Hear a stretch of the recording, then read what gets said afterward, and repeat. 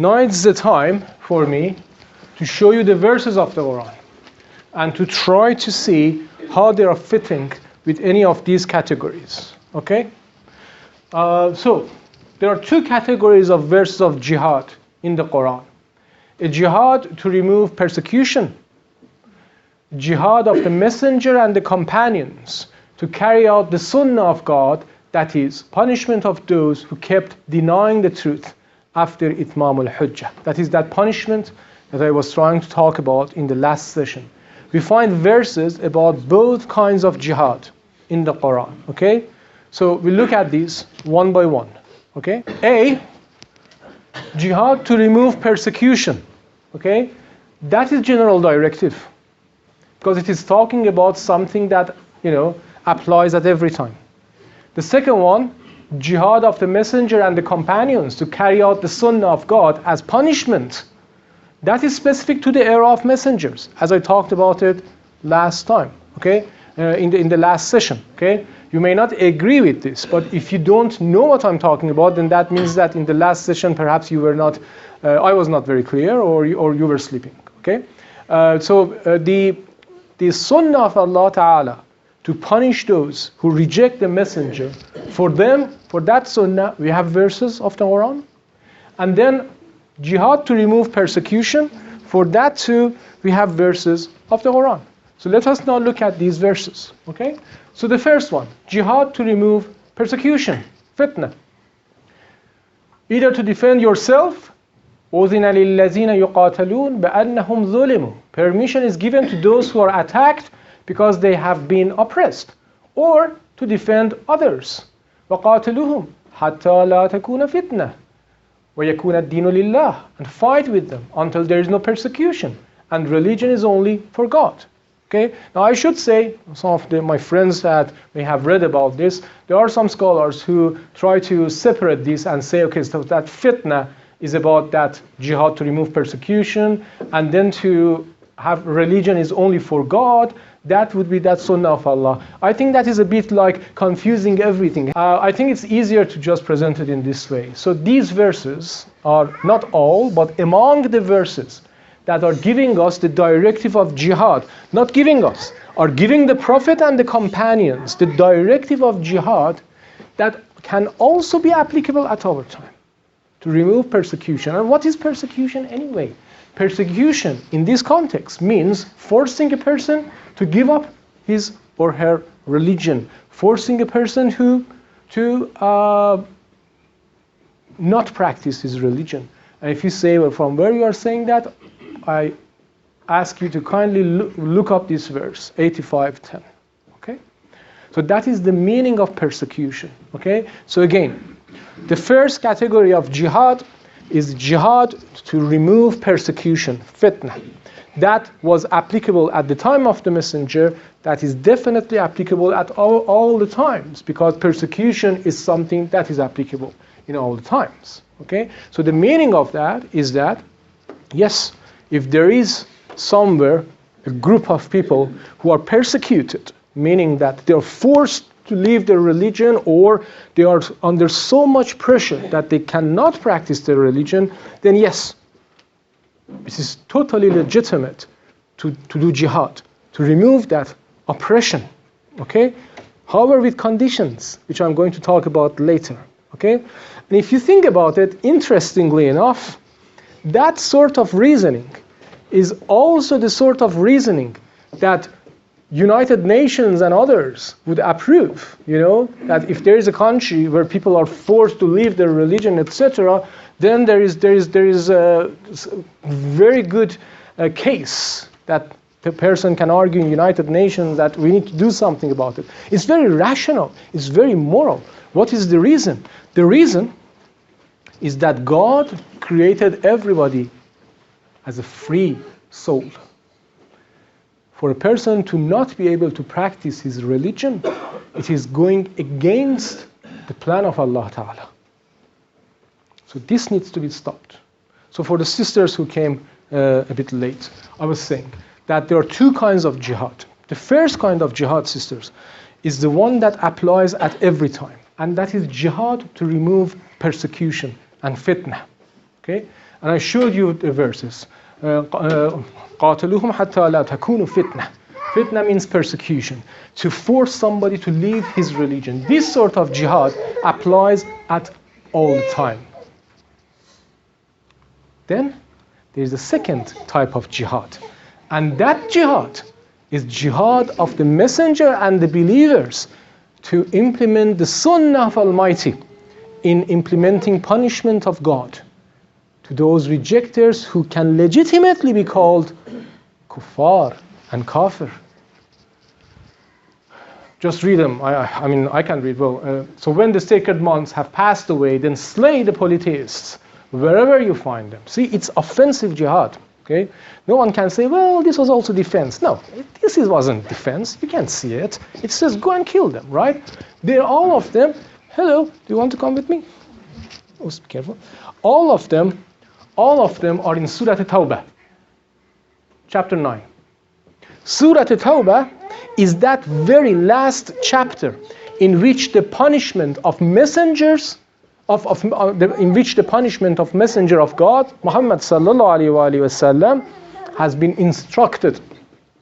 This is that verse that I said, by that verse, Muhammad sallallahu alaihi wasallam realized that it is now Itmam al-Hujjah. And we should now go for punishing kuffar. So that is category B jihad. So we are talking about two categories of jihad. If we confuse these two categories, then God help us. Because the first one is something that relates to every time. The second one only relates to the time of a messenger. Peace. The word you're using, jihad, I would like to ask you that how do you define the word jihad? Because many people will say struggle, but over here you seem to use it as a substitute for war. Did you make a distinction? Yeah, that is one of my slides that I will. Are you going to stay to the end? You will see that, inshallah. Very good question. This second category of jihad is not part of Sharia. Oh my God, we need to understand this. This is not part of Sharia. This is part of Sunnah of God. In other words, this is God's job, not human beings' job. Category A jihad, to take away persecution, is part of Sharia. Category B jihad, punishing kuffar because they rejected the messenger, that is Sunnah of God, that is not Sharia. Sunnah of God when the messenger of God is there. Is that clear, Brother Mujahid? Even the Prophet of God does not have any saying in this. Remember the story of Yunus. Even the Prophet of God doesn't know when should he does that. He receives instruction. Hazrat Yunus did not wait. He was punished by God. Our Messenger sallallahu alaihi wasallam, he waited. And according to hadith, he prayed to God, God, give me enough patience so I do not make the same mistake as my brother Yunus. And then the verse of Surah At-Tawbah came, and then they started. In other words, offensive fights of the Prophet had the same objective that punishments of nations of Nuh and Saleh had. It was punishment of God for those who reject the messenger. The only difference is that because the number of believers was so many, the punishment did not need to come in the way of calamities. It came in the hand of the believers. As simple as that. All the ahadiths about fighting people till then accept Islam. All the stories and instructions to kill those who commit blasphemy. Or ahadiths about killing an apostate. Too, all of them are due to the implication of the above sunnah of the Almighty. When after Itmam al-Hujjah, after finishing the reasoning, at the time of the messenger, a Muslim leaves his religion, what is the meaning of that? The meaning of that is that he is leaving it out of arrogance. Because I said, at the time of messenger, anyone who rejects the truth is doing it out of arrogance. So then he has qualified himself for punishment of Almighty based on Sunnah of God. Every hadith that you read, because I know brothers and sisters, you listen to this, then you obviously, and you are doing very right, you go and you try to get other people's views and consult ahadith, etc. I'm giving you the answer just now.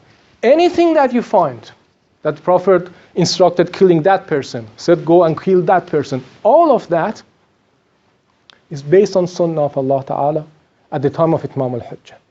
And you know why? Because if you say no, then na'uzu billah, God forbidden, that means that the Prophet had done something that is against the Quran. Because the Quran says the only reason for killing a person would be either murder or creating anarchy in the land. Blasphemy is not creating anarchy in the land. It's something personal. Okay? But blasphemy will make the person qualified for punishment if he's doing it out of arrogance at the time of the messenger. That would be Sunnah of Allah Ta'ala.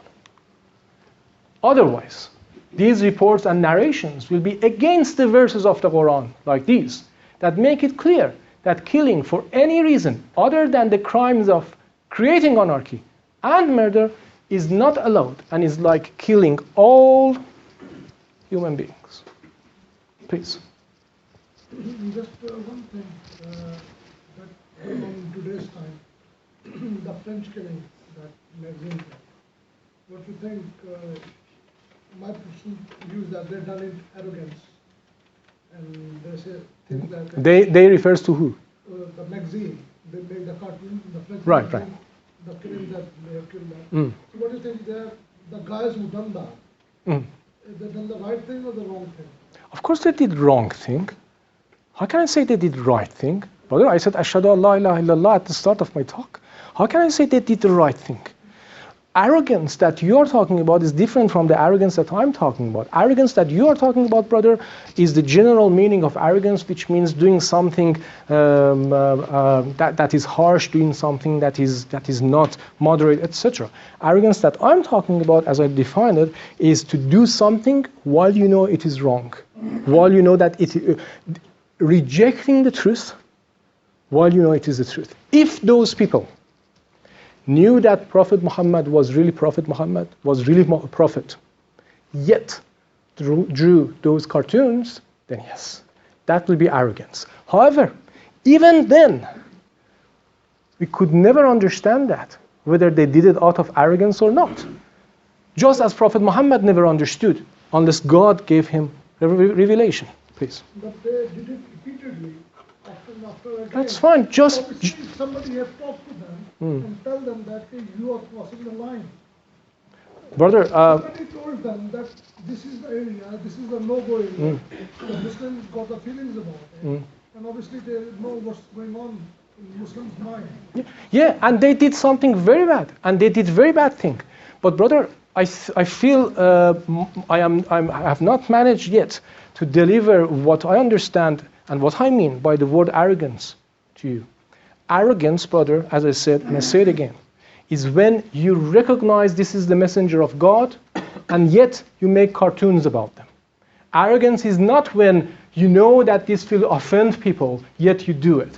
Yeah, it is arrogance in English term. It is not that takabbur that the Quran is talking about. Whenever you come to me and you say, Abdullah, I knew these cartoonists.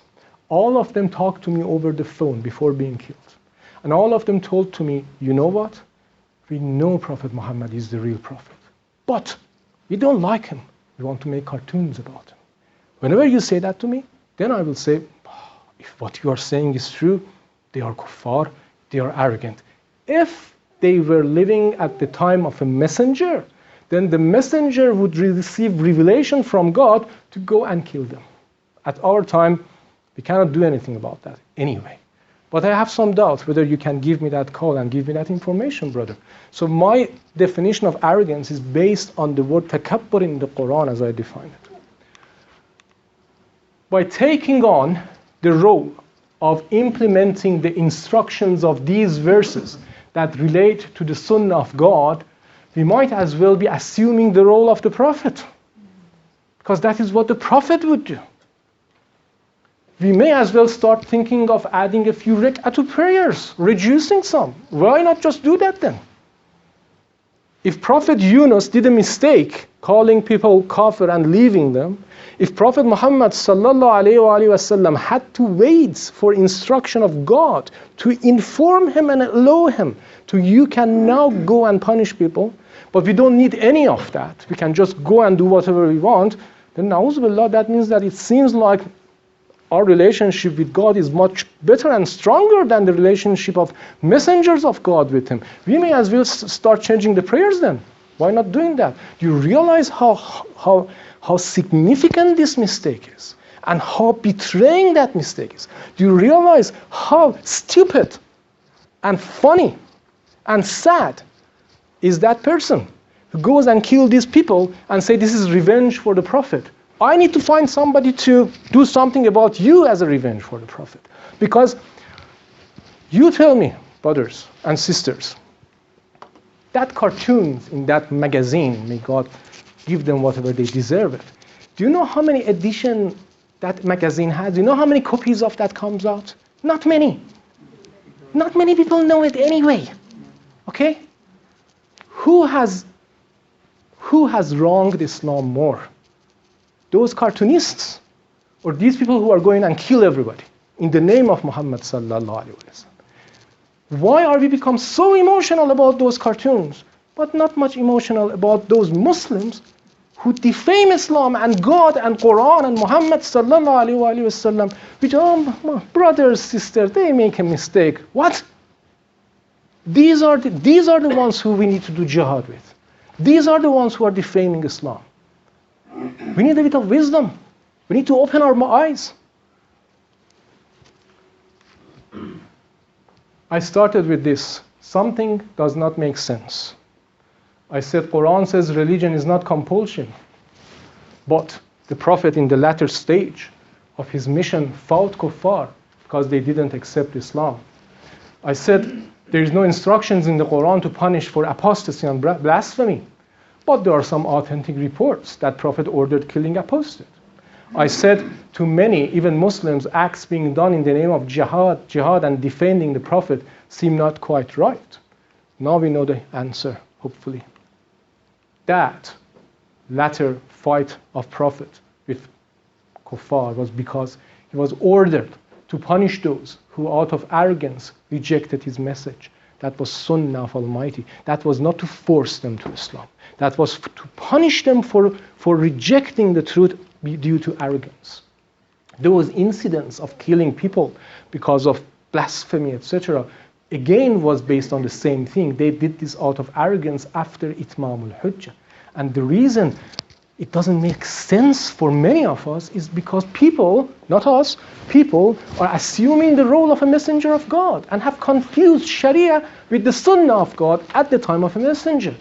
This results in disaster rather than solution. Summary so far. There was never any concept of jihad to force people into Islam. Jihad to punish people for not accepting Islam was only specific to the era of the messenger based on the Sunnah of the Almighty about Itmam al-Hujjah. At our time, only jihad against persecution is allowed. At our time, only jihad against persecution is allowed. However, even this has conditions and specifications, which now I enter to my part 3, and that is going to be quick.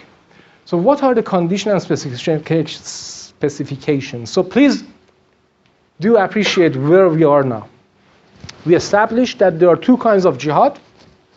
I tried to explain that one of them has nothing to do with us. That is the one that is Sunnah of Almighty.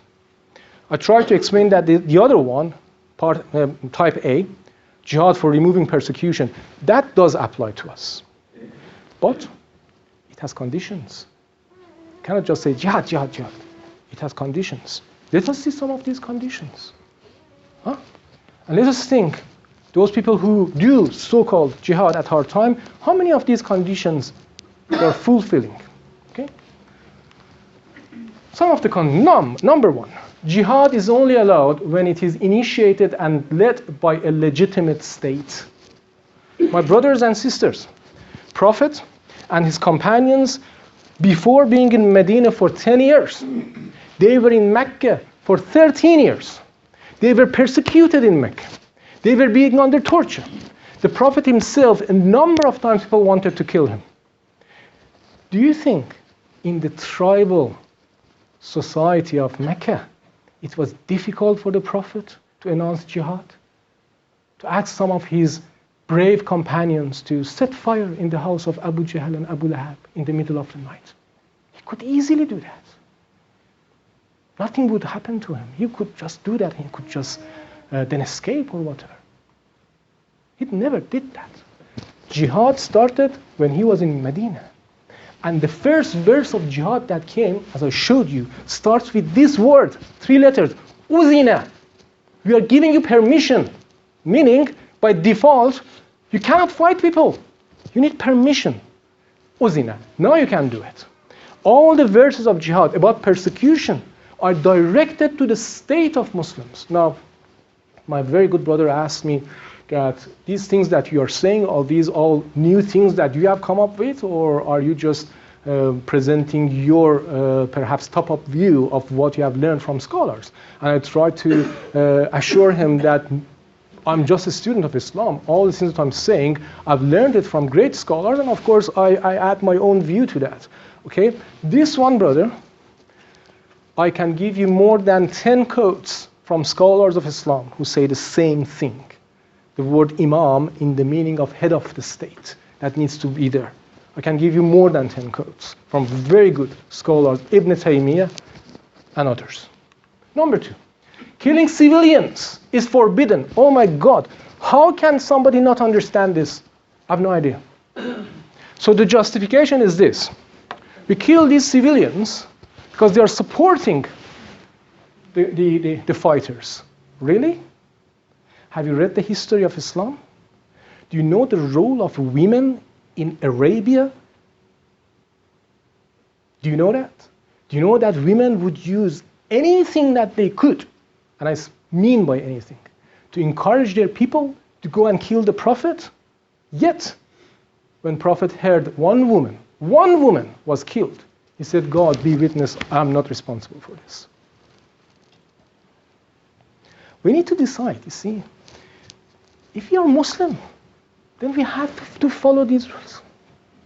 If you think that, no, I want to kill all of them, that's fine, do it. But please don't shout Allahu Akbar. Because it has nothing to do with Islam. Say Ana Akbar, I am the great. Because you're doing it for yourself, you're not doing it for Islam. Say Ana Akbar, go and do it. Okay? But don't associate it with Islam. These are new things, and that is a sad thing as well. These are all new. Unfortunately, we are living in an era that this is happening. It wasn't like this. It was never like this. This has just happened like 50, 60 years ago. Look at the long history of Muslims. We never had such thing coming, right? Number 3, the motivation should be for the sake of God, not revenge. The Peshawar school. Alhamdulillah, this time, our jihadi brothers were honest enough to say this was revenge. At least this time they were honest, meaning this has nothing to do with Islam, we just decided to revenge. Okay. But again, don't shout Allahu Akbar, just say Ana Akbar. Prisoners of war are not to be executed. This is unfounded. This is unfounded. I have no idea where this is coming from.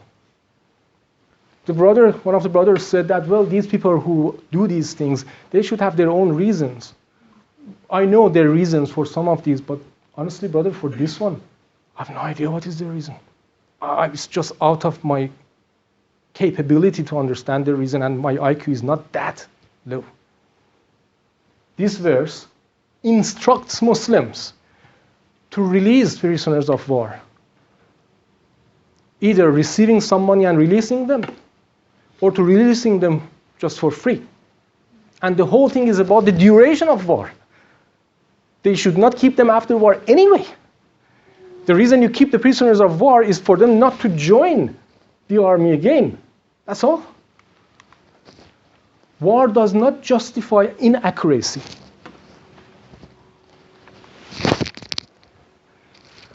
Imagine this scene.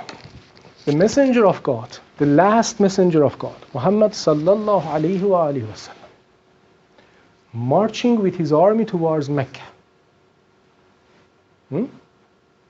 They are about to invade Mecca. It's the biggest thing that is happening. Lots of factors to take into account. Lots of variables to consider. In the way that they were going, the Prophet noticed there was this dog laying on the ground in Sahara, and its puppies were taking milk from the dog. This is hadith. The Prophet appoints a guard, a companion, to wait there like this and direct people to not to disturb the dog. Can you understand this? If we are doing jihad for Islam, then we need to be accurate. We cannot say, well, it's difficult, so I killed 20 of them, maybe 5 of them are not supposed to be killed, but then I will send them to heaven anyway, so I'm doing a good thing anyway. It's not something like this. There is no mass jihad in Islam. It should be very accurate. And I don't see that accuracy anywhere. In fact, I see exactly opposite to that. I'm exaggerating if I say I don't see accuracy.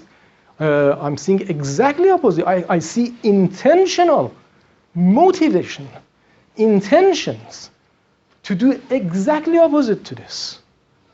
And the justification is we are trying to create fear. Wow, mashallah, mashallah. And you're doing this in the name of God, mashallah, subhanallah. They're doing the same thing as the Jews are doing or other non-Muslims are doing Yeah. in the collateral damage. Exactly. But the problem you see, brother. But then when they are powerful, they say the collateral damage. Yeah. But if they are weak, then it's that they are killing the innocent people. Yeah. And my problem, brother, is that I'm not learning my religion from Jews and Americans. I'm learning my religion from Quran. Whenever I get to the level to say whatever you do, I do the same, I'm fine. At that point, I'm not following Islam. That's what I mean.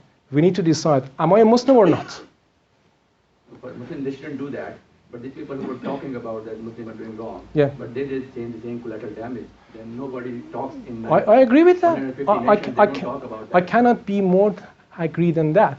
Before you coming to the session, brother, in the first session, I said I appreciate and agree with all these political and circumstantial things, and I agree with 90% of them.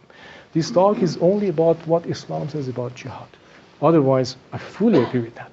I can give exactly 3-hour duration talk just to say how bad non-Muslims are doing. But that does not justify us doing the same thing. Thank you for mentioning it. Following agreements supersedes the welfare of Muslims. My brothers and sisters, you may find this unbelievable. Look at this verse. Muslims are in Medina.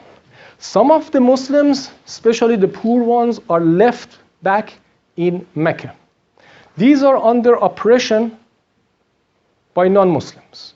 So the case is a very good case of jihad and taking away persecution.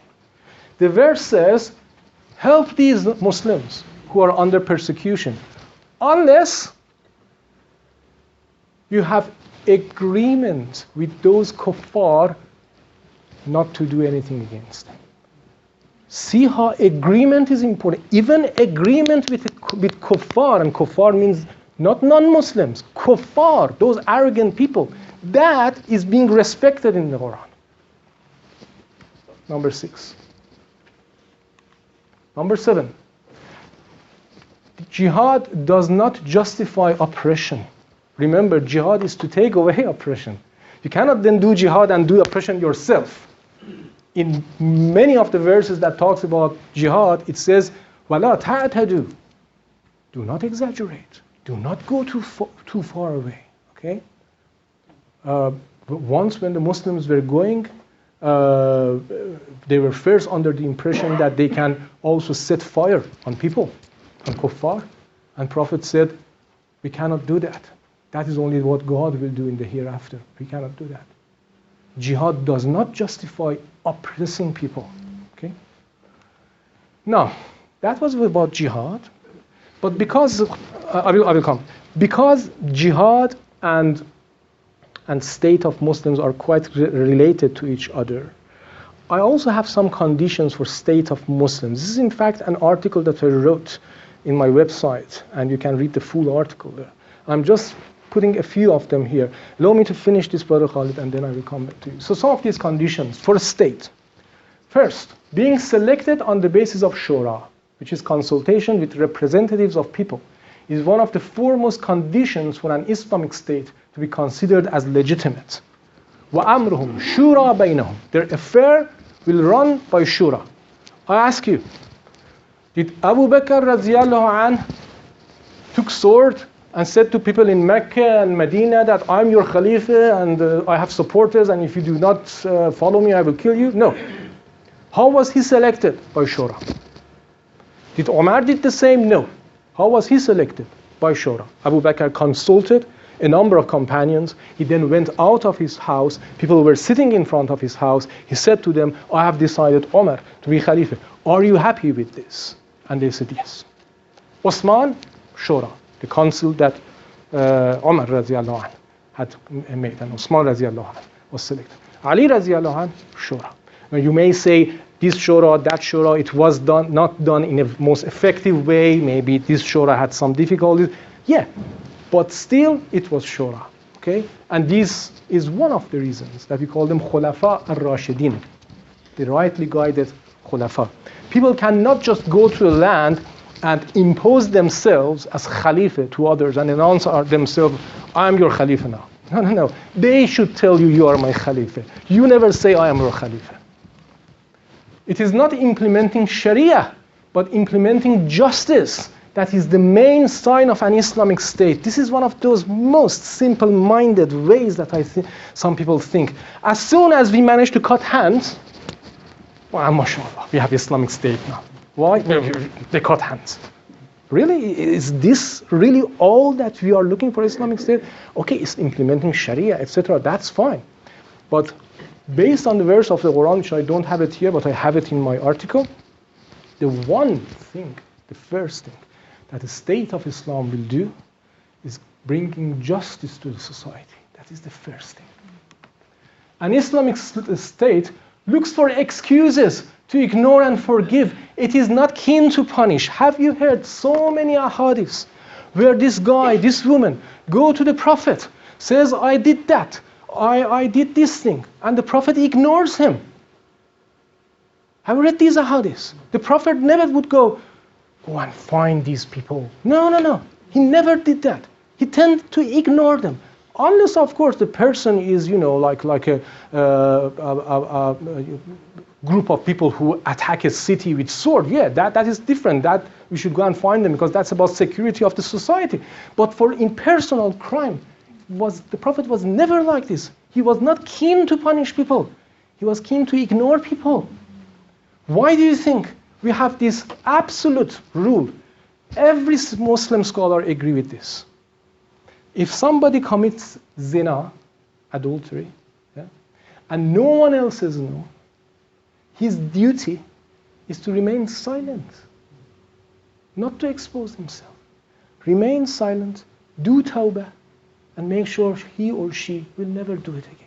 This is what every scholar says. No scholar says, no, if you do it, you need to come to the sin. No. There is no basis in Islam to force people to become Muslim or to leave their homeland. To force people to become Muslim, first of all, it doesn't have any meaning. How can you force a belief to people? Doesn't make any sense. The statement itself is inconsistent logically. And then it goes against the Quran. So what is the meaning of law? Quran says, La ikraha fid din, and I'm saying you need to become Muslim. Am I following the Quran? To call one who considers himself Muslim a non-Muslim has no basis in Islam. We never had a situation like this. So somebody says, I am Muslim. Say, no, in my view, you are not Muslim, so I need to fight for you. I need to kill you. We don't have that in Islam. At our time, no slavery is allowed because Islam never falls short of the accepted moral values of the time. Islam did not bring slavery. Slavery was already in the world. When Torah came down as well, slavery was already established in the world. And it was not easy to take away this in one night or 1 week or 1 year. You find the verses about slavery in Torah. In the Quran, you find verses about slavery, but you also find many verses that tries to encourage you to remove slavery, to free slaves. But the last verse, one of the main sources of having slaves were from the wars. And I just explained that verse to you, one of the last verses about the war, that says when you capture somebody, you need to set them free at the end. So gradually this slavery was supposed to move away. To do this in the year 2015 in the name of Islam, I'm not sure how educated these people are about Islam. 5 further points. Number 1. I had a meeting, online meeting with one of my very dear brothers, and they were asking me questions like, in situation like this, can we do jihad? In situation like that, can we do jihad? And I was trying to answer these very difficult questions. One thing I think I should have also say was this: wisdom precedes and determines jihad. If we forget about wisdom, it's not like mathematical equation. Oh, persecution, let's do jihad. It's not like this. The Prophet never did it like that. Needs calculation, needs wisdom. We come to you now. Jihad does not always mean fighting. My brother, jihad comes from jahd. Jahd means to put effort, to do something, to go through something. This is the literal meaning of jihad. In the Quran, when it uses the word jihad, in a number of places, it actually does not mean fighting. Okay? It simply means to do jihad, to do your best, to do your effort in becoming a better person. Okay?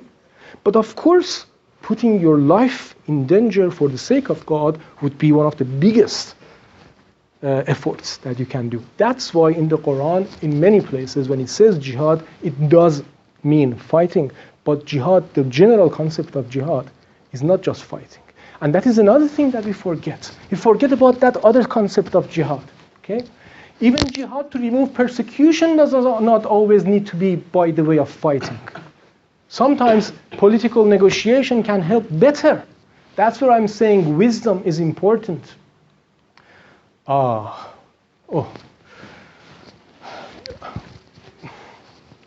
We are in a non-Muslim country, a religion that totally rejects the most important belief of Christian country. We are having this room for us, talking about fighting or not fighting with non-believers and deciding about that. And we have this freedom, okay? All of us, not maybe all of us, but many of us, or if not us, our elder generation, were welcomed in this country. Started to have a sort of life in this country that they could not even imagine about it in their own countries. Brother Mujahid, in Pakistan, if Qadianis want to hire a room and talk whether they can fight with Muslims or not, can they do that? Have you heard the response? In Pakistan, everything is allowed. Everybody's doing everything. There's, everybody's doing. Nobody's stopping anybody. My brothers and sisters, my point is that when you read the seerah, the way of life of Prophet Muhammad, sallallahu alaihi wasallam, if somebody had done minor least favor to him, he would forever pay him back. Okay? This is one point that we are not considering. We are all too angry. We are just angry about everything. And we are not appreciative. I'm not saying ignoring injustice. I'm not saying that. But I'm saying, where is this gratitude? I don't see it in many of us. And that was what I said, which I have it there. What does respecting or disrespecting the Prophet really mean?